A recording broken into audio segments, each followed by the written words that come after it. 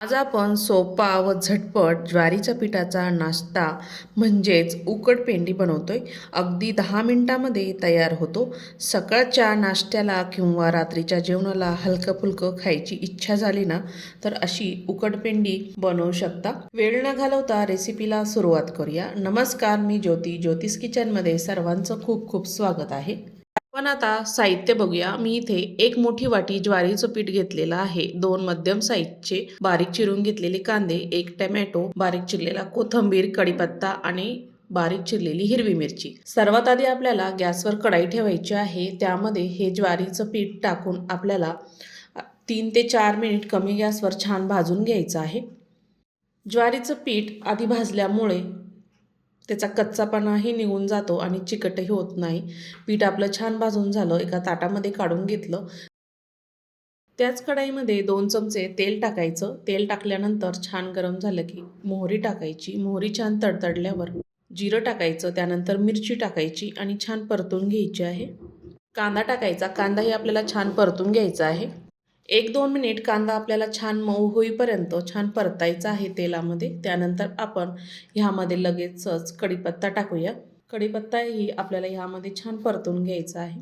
कांदा जास्त लाल नाही होऊ द्यायचा. कांदा आपला छान परतलेला आहे. त्यामध्ये आपण शेंगदाणे टाकूया. 2 चमचे इतके शेंगदाणे घेतले, तेही छान परतून घ्यायचे. तळून घेतले तरीही चालतात, पण मी ह्यामध्येच टाकलेले आहे. टोमॅटो टाकायचा. त्यानंतर टोमॅटोही त्यामध्ये हळद टाकायची आणि छान परतून घ्यायचं आहे. टोमॅटो आपल्याला जास्त मऊ नाही करायचा, थोडासा परतायचा 1 मिनिटभर.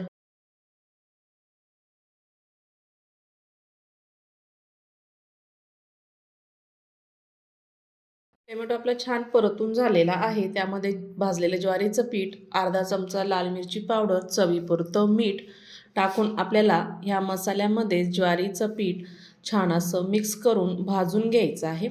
तुम्ही ह्यामध्येही भाजलं तरीही चालतं, पण आधी भाजून घ्यायचं म्हणजे चिकटही होत नाही आणि उकडपेंडीही छान होते.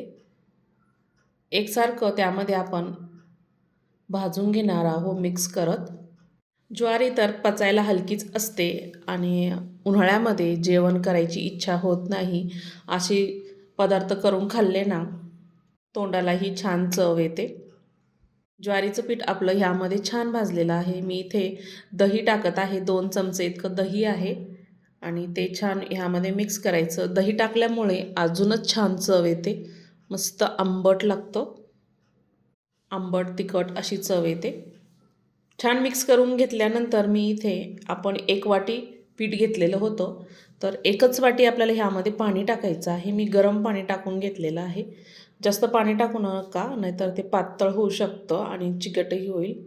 मी इथे 1 वाटी पाणी टाकून घेतलं आणि एकसारखं त्याला मिक्स करून घ्यायचं आहे.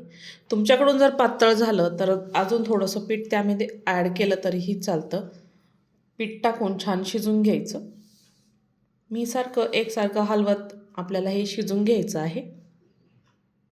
छान मिक्स करून घेतलेलं आहे आणि आता याच्यावर आपल्याला झाकण पण ठेवायचं आहे. सर्व त्याच्या गिठोळ्या मोडून घ्यायच्या आहे.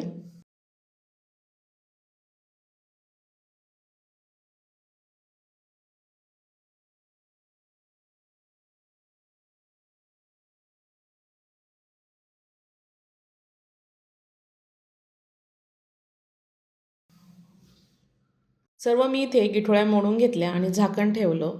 3 ते 4 मिनिट छान वाफू दिलं. 3 ते 4 मिनिटानंतर चेक करूया. बारीक चिरलेली कोथिंबीर टाकली. बघू शकता मस्त घट्ट दाटसर तयार झालेलं आहे आणि छान शिजलेलं आहे. मस्त अप्रतिम चवीला लागतं. अशा पद्धतीने ज्वारीच्या पिठाची उकडपेंडी नक्की तयार करून बघा. याला उपमा पण म्हणू शकता तुम्ही. सकाळच्या नाश्त्याला किंवा रात्रीच्या जेवणाला हलकं-फुलकं काही खायचं असेल तर हा ज्वारीच्या पिठाची उकडपेंडी नक्की तयार करून बघा. तुम्हाला आजची रेसिपी आवडली असेल तर ज्योतिष किचन चॅनलला सबस्क्राईब करा, बेल आयकॉनला क्लिक करा, म्हणजे नवीन रेसिपीचे नोटिफिकेशन सर्वात आधी तुम्हाला मिळेल. फेसबुकवर बघत असाल तर फॉलो करा आणि हो, जास्तीत जास्त व्हिडिओ शेअर करा आणि कमेंट तुम्ही अजिबात करत नाही, कमेंट नक्की करा. तुम्हाला जर आजची रेसिपी आवडली असेल तर नक्की शेअर करून मला कळवा. संपूर्ण व्हिडिओ बघितल्याबद्दल सर्वांचे धन्यवाद. पुन्हा भेटूया अशा छानशा रेसिपीसोबत.